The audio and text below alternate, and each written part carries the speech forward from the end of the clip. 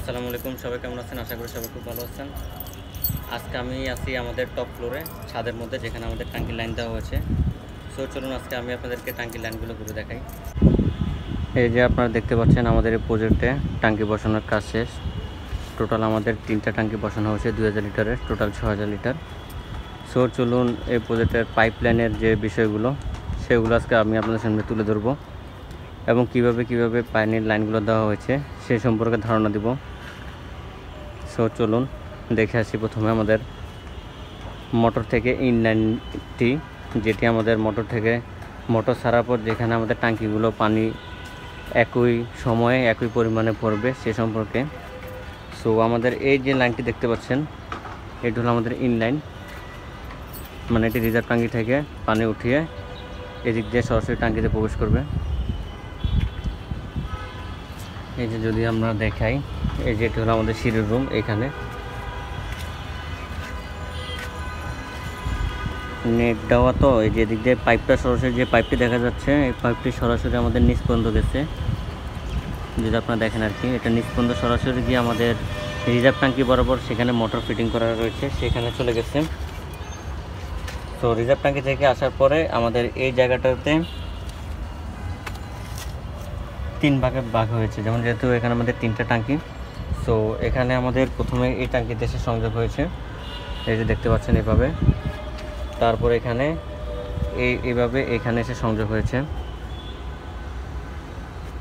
তারপর আবার ওখানে গিয়ে ওই জায়গায়, মানে একই পাইপে 3ভাবে সংযোগ হয়েছে এখানে, মানে 3টা ট্যাঙ্কিতে পানি সমানভাবে আসবে নিচ থেকে।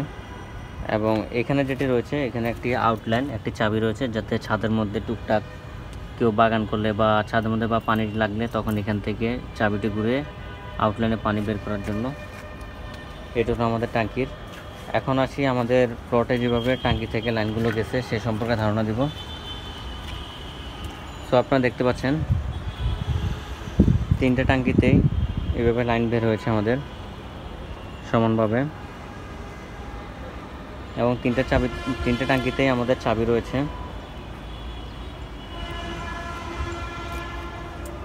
এখন যদি আমি আপনাদেরকে দেখাই, এই যে প্রথম যে ট্যাঙ্কিটা রয়েছে, এটা থেকে আমাদের পাইপ এভাবে এসে তারপরে এই দ্বিতীয় ট্যাঙ্কির সাথে মিলিত হয়েছে, মানে 3টা ট্যাঙ্কি সোজা একটি পাইপের মাধ্যমে যোগ হয়েছে। তারপরে 3টা ট্যাঙ্কি থেকে চাবি, এখানে একটা চাবি ব্যবহার করা হয়েছে যাতে এটা বন্ধ করার জন্য। এবং যেহেতু আমাদের এই লাইনের নিচে টয়লেট কিচেন দুটোই রয়েছে, তো এখানে আমাদের 2টা চাবি দেওয়া হয়েছে, এটা সরাসরি আমাদের নিচ পর্যন্ত চলে গেছে।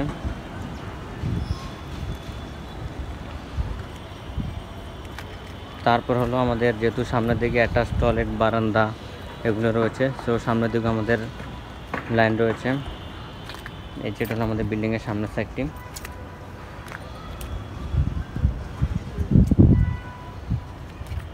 এই যে এখানেও আমাদের লাইন দেওয়া হয়েছে, এখানেও চাবি রয়েছে।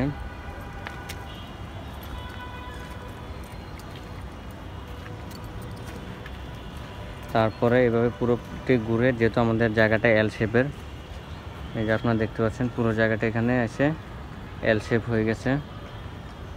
সো এখানে এল শেপের আকারে ভিতরে ঢুকছে, ঢুকার পর তারপর এখানে আসলো পুরোটা এল শেপ হয়ে এদিকে পাইপ।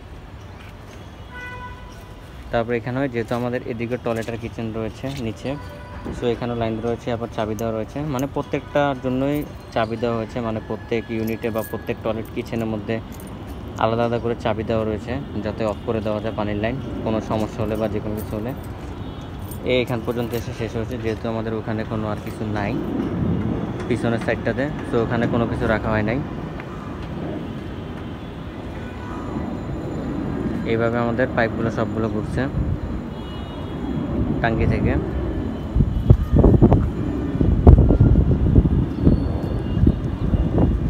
এই হলো আমাদের ট্যাঙ্কিতে পাইপলাইনের কানেকশন।